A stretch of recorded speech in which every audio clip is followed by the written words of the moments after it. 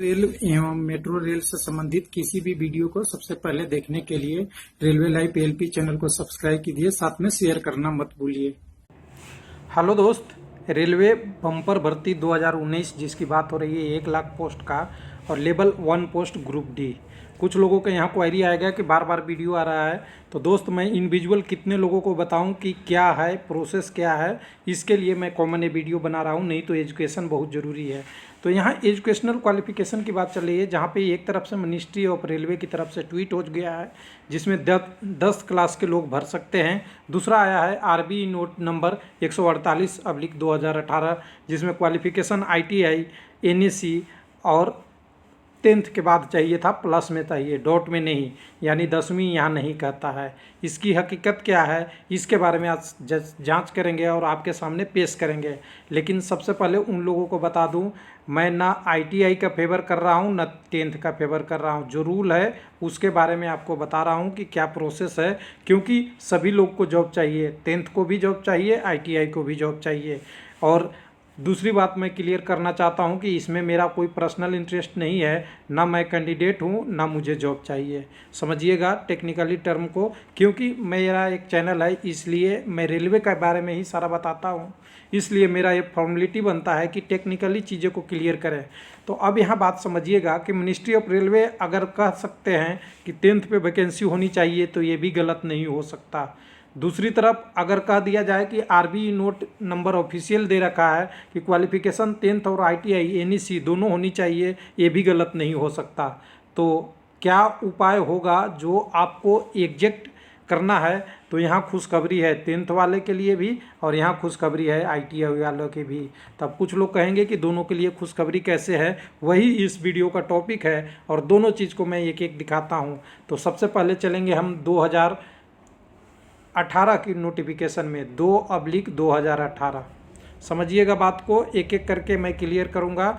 तो सबसे पहले इस नोटिफिकेशन में जाएंगे तो सबसे पहले जब वैकेंसी आई थी प्री रिवाइज में, देख सकते हैं क्या था, 2/2018 का पदनाम, जिसमें डिपार्टमेंट पहले आप देख लें, इलेक्ट्रिकल इंजीनियरिंग, सिविल इंजीनियरिंग, उसके बाद आपका मैकेनिकल, उसके बाद SNT ये आई थी। आप नोटिफिकेशन खोल के देख लेना।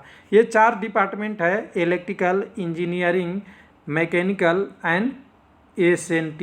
ये डिपार्टमेंट में मिनिमम क्वालिफिकेशन ITI रखा गया था 10th के बाद, 10th प्लस ITI।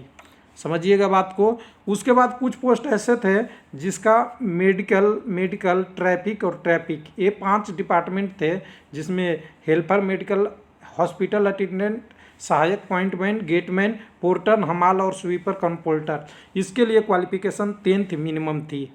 और इसी बात को नोटिफिकेशन में अभी आने वाला है, ये पर्सनल मेरा अनुमान है, कोई चेंज नहीं होने वाला। तो कह सकते हैं ये सारे पोस्ट अभी भी 10th के लिए रहेगा और ऊपर वाले पोस्ट के लिए जो ये इलेक्ट्रिकल मैकेनिकल है उसके लिए मिनिमम क्वालिफिकेशन पहले की तरह ही 10th के बाद ITI या NCVT चाहिए।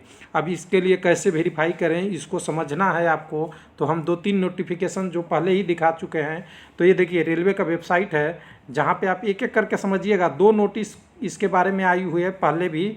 पहला नोटिस ये आया हुआ है आरबी नोट नंबर 148 ये वाला, जिसमें लिखा गया था minimum educational qualification open market से क्या चाहिए, 10th plus NAC plus ITI, plus में है सारा, इनमें से कोई भी चाहिए, 10th NAC और 10th और ITI।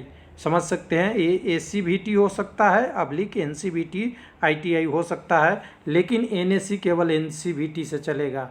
तो ये क्वालिफिकेशन रेलवे ने बताया था। इसके पूर्व में भी 2013 में एक सुधार हुए थे, तो नीचे की तरफ आएंगे आप तो एक 2013 का नोटिफिकेशन मिलेगा। दोनों मैं दिखाऊंगा नोटिस को आपको।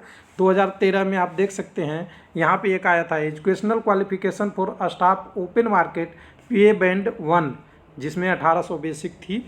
ये बिल्कुल लेवल 1 का ही प्री रिवाइज था। ये 6th पे कमीशन में था, 6 CPC में था, 7वें में बदल गया था।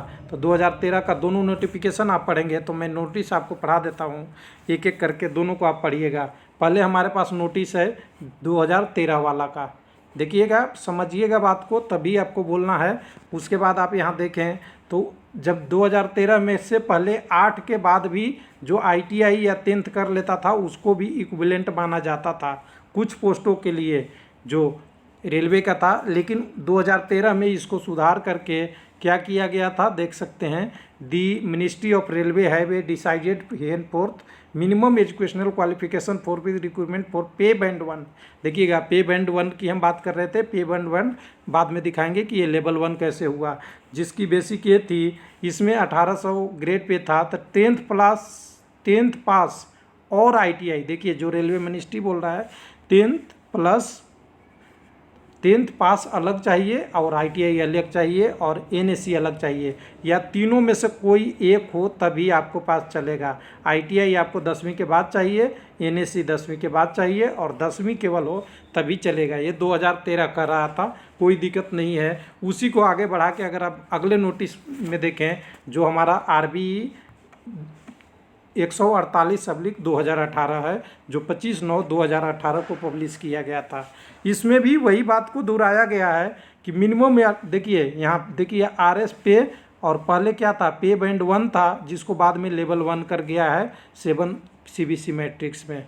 कोई दिक्कत नहीं है। यहाँ पढ़िएगा ध्यान से, direct recruitment quota civil engineering, mechanical engineering, electrical engineering और SNT डिपार्टमेंट में क्या चाहिए 10th pass plus national apprenticeship certificate NCBT और 10 प्लस ITI।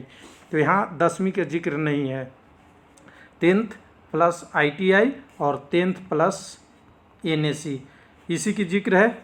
लेकिन ध्यान दीजिएगा इसमें जिक्र दूसरे बात को आप ध्यान दीजिए, civil engineering, mechanical engineering, electrical और SNT डिपार्टमेंट, ये 4 ही डिपार्टमेंट की बात कर रहा है। इस चारों डिपार्टमेंट में मिनिमम क्वालिफिकेशन ITI होनी चाहिए। बाकी इसके अलावा अगर कहें तो हम आपके पहले ही टॉपिक में आ जाते हैं जहाँ पे हम कह सकते हैं कि जो बच गए डिपार्टमेंट, जिसमें कौन कौन से हैं, मेडिकल, ट्रैफिक, ये सारे डिपार्टमेंट 10th पोस्ट के लिए अभी भी ओपन है। तो कह सकते हैं कि हमारे तरफ से जो मिनिस्ट्री ऑफ रेलवे की तरफ से जो ट्वीट है वो बिल्कुल सही है। कह सकते हैं 10th प्लस ITI NEC के लिए RBE नोट ये है, ये भी सही है।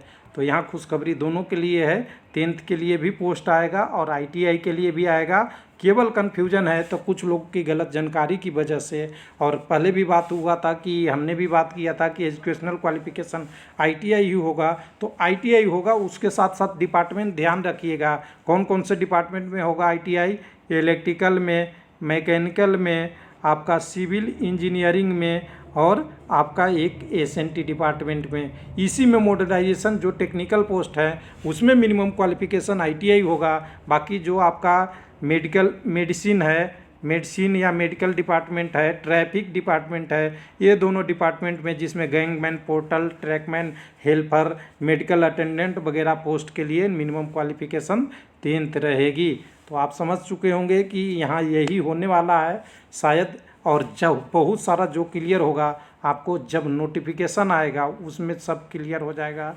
तो वेट कीजिए, किसी बहकावे में नहीं आइए, गलत चीज़ों को नहीं समझिए, टेक्निकल टर्म को बताइए। और मैं अभी यहाँ भी कर रहा हूँ कि ना मैं फेवर हूँ 10th का, ना फेवर हूँ ITI का, मैं फेवर हूँ तो रूल का। जो रूल रेलवे बनाएगा उसको सबको फॉलो करना चाहिए और शांति बनाए रखना चाहिए। टेक्निकली जो पोस्ट है वो जिनके लिए ज़रूरत है उसको रेलवे ज़रूर देगी। और जॉब के लिए आपको सबसे बढ़िया चीज़ है एजुकेशनल क्वालिफिकेशन से ज़्यादा आपको एजुकेशनल ज़रूरी है, पढ़ाई ज़रूरी है। जितना अच्छा पढ़ाई करेंगे, कंपटीशन थोड़ा सा फाइट ज़्यादा हो सकता है लेकिन जॉब आपको ज़रूर मिलेगा जब अच्छे से पढ़ेंगे। तो उम्मीद है कि हमने तीनों चीज़ों को आपके सामने पेश कर दिया। क्या क्या पेश किया आपके सामने, एक तो क्वालिफ़िकेशन ITI भी चलेगा और दूसरा क्वालिफ़िकेशन 10th भी चलेगा। ऐसा पॉसिबल लग रहा है नोटिफिकेशन के लिए।